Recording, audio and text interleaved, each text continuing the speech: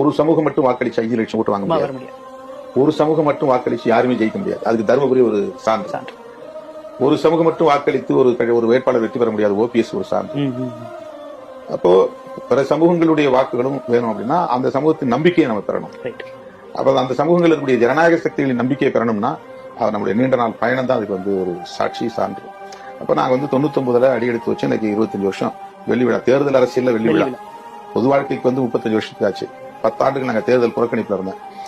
அதுதான் என்னுடைய பிரச்சாரமா இருந்தது. மூப்பனாருடைய சந்திப்புக்கு பிறகு நாங்க தேர்தல் அரசியலுக்குள்ள தீவிரமா வந்தோம்.